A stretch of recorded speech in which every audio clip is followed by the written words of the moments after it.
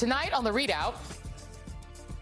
I would have wiped the floor with the guys that weren't loyal, which I will now do, which is great. You know, I love getting even with people, but I will wipe. You love getting even. Oh, absolutely. If given the opportunity, I will get even with some people that were disloyal to me. I mean, I had a group of people that were disloyal. But how do you define disloyalty? They didn't come to my aid. Long before he was president, Trump was already acting and talking like a mob boss. And after this week's explosive testimony from former West Wing aide Cassidy Hutchinson, we're learning about the mob-like tactics Team MAGA is using to try to keep people quiet. Also tonight, Florida's dystopian Don't Say Gay law takes effect, causing havoc in schools and fear among LGBTQ teachers. And later, my friend Nicole Wallace joins me to talk about a major television event she is leading this weekend to raise money for the victims of Putin's aggression in Ukraine. We begin tonight with a journey back in time to an era when a Republican actually took on mob-style tactics. Like most Americans, you probably don't know a lot about Thomas E. Dewey, other than this infamous photo prematurely and incorrectly declaring the then governor of New York president over incumbent Harry Truman in 1948. Long before that, Dewey made his name as a special prosecutor, targeting the era's most notorious figures, like Irving Wexler, a.k.a. Waxy Gordon, a notorious bootlegger and a name that may sound familiar to Boardwalk Empire fans. Nucky Thompson, Johnny Torrio, Rothstein, Waxy Gordon. They have problems. They come to us. Exactly why we don't need them. Well, in 1933, Waxy Gordon's problem was that he was being prosecuted for tax evasion by Thomas Dewey. The New York Times reported that he was in custody when his trial opened because witnesses against the beer racketeer received threats. In fact, Dewey told the court most of the witnesses we call have been thoroughly intimidated. Now, Dewey won that case, presenting more than 100 witnesses to put Gordon away for paying just $10 in taxes in 1930, evading hundreds of thousands of dollars in income taxes. So why is Waxy Gordon's prosecution relevant today? Well, the House January 6th investigation is not a mob prosecution, but the way that it's playing out is revealing lots and lots of mob-style tactics, including allegations of possible witness tampering and intimidation. At the end of Cassidy Hutchinson's testimony last week, Vice Chair Liz Cheney gave two examples, including this one. This is a call received by one of our witnesses. Quote, "A person let me know you have your deposition tomorrow.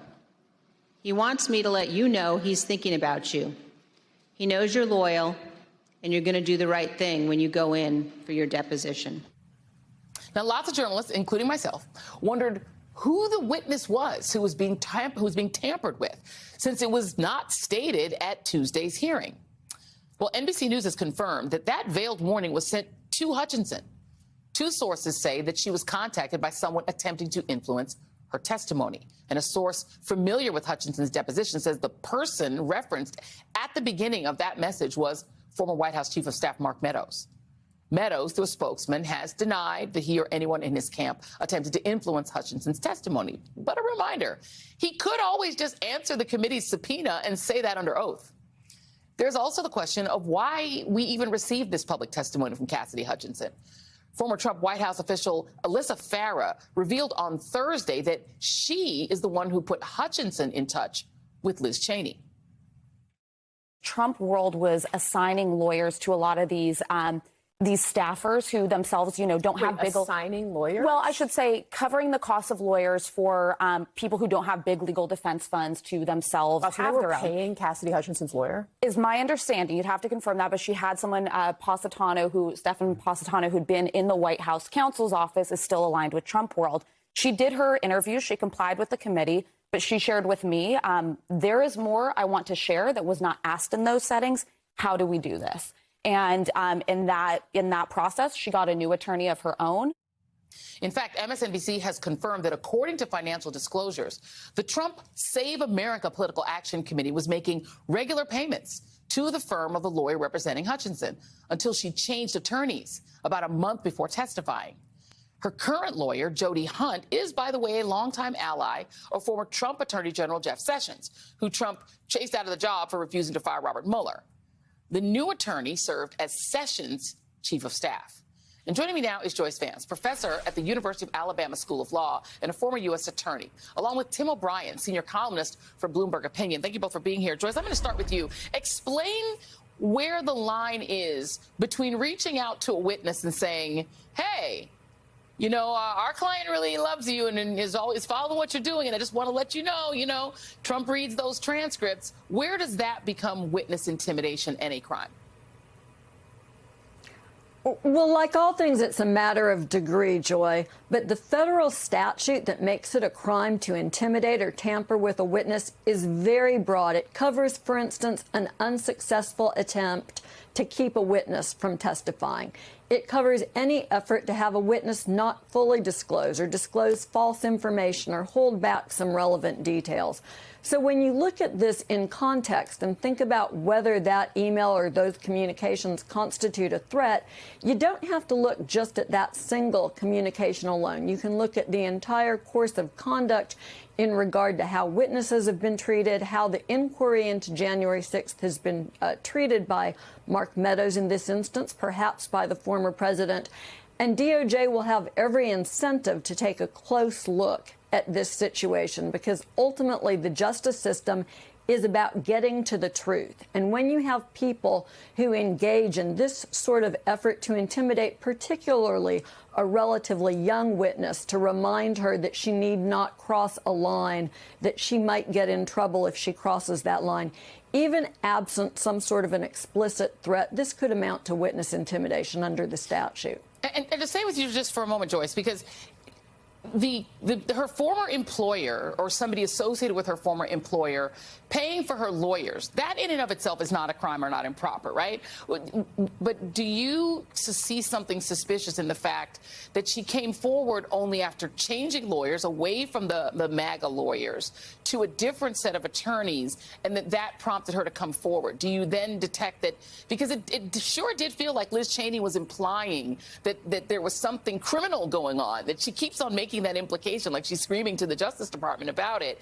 and that did, I did notice that last week, that was one of the things that happened. She switched lawyers. It looks like what you see in organized crime cases, Joy, where you'll see someone who will not cooperate with the government, who will stick to a story that doesn't make sense. And then sometimes you'll see them sort of have an awakening. Sometimes the new lawyer comes first. Sometimes there's some signaling that they'd like to have a new lawyer, and that's arranged. So this feels familiar to me, and I have to tell you that the context makes me very uncomfortable to think that I would compare this sort of situation instinctively to something that I've seen in cases involving organized crime. But it's tough to draw any other sort of a conclusion here. And it's hard. Well, it's easy to do it, Tim O'Brien, if you're familiar with Donald Trump, who has a long history of sort of, being around sort of mafioso-style people. Let me play Michael Cohen real quick. This is Michael Cohen describing the way that Trump behaves and the way he behaved, including toward him. He was Trump's lawyer at one time. I was looking at the text messages and the communications that Liz Cheney put up, and the words are all the same. You are loved. Right? You are in our corner. Remain in our corner. We will take care of you. What is he saying when he says he's on you, thinking about you, looking at you? Yeah, he's trying to be like a mob boss. He's throwing his arms around you and telling you you're protected. I'm the president of the United States of America. I'm the most powerful man on the planet. Either you stay on my side or you will suffer from my ire. And that's exactly what happened to me. And Tim, in this case, at least the reporting is indicating that it wouldn't necessarily be Trump, but it's Meadows sort of acting in the guise of Donald Trump, saying the boss, he reads transcripts, he knows what's going on, and it's allegedly Meadows who does deny it. And then there's also this sort of MAGA attack, sort of swarm attack on this 25-year-old young woman. It sure does feel mob-like. Well, in Donald Trump's case, Joy, it's not just metaphorical. Donald Trump's original business partners in Atlantic City were mobbed up. He intersected with the mob quite literally throughout his entire business career. He told me he openly admired mobsters like John Gotti, He talked to me on a number of occasions about how when Gotti came under pressure, he made sure everyone around him walked the line, and he didn't flinch in court, and he never cried. Trump spoke glowingly about that. And he has a long history of trying to intimidate anybody who doesn't allow him to get his own way. He went after various mayors of New York when he didn't get zoning he wanted. In Atlantic City, his lawyer there was the uncle of Don McGahn, his White House counsel, Patty McGahn, who was plugged in to the regulatory structure in Atlantic City and would pound away at that when Trump wanted his own way. And then remember when he began running for president, he went after Judge Curiel in the Trump University suit. Impugning his objectivity because he was, quote unquote, an immigrant, which he wasn't. But Trump went directly at him. During the impeachment process, when Maria Yovanovitch was testifying, Trump began tweeting directly at her during her testimony. Robert Mueller's investigation was replete with instances in which Trump was publicly signaling through his Twitter feed what he expected out of his minions. You should be like Roger Stone and keep quiet. Don't be like Michael Cohen and spill the beans. All of that at the time, I think, was also directed at Paul Manafort, who was under investigation and ultimately imprisoned. And then he rolls into this situation, which he's actually never faced before. He has gotten away with trying to strong-arm people and corrupt legal and regulatory processes his whole life. But now he has the full force of a congressional committee scrutinizing this behavior, and I think the distinct possibility of the Department of Justice weighing this evidence and coming after him for obstruction of justice and witness tampering.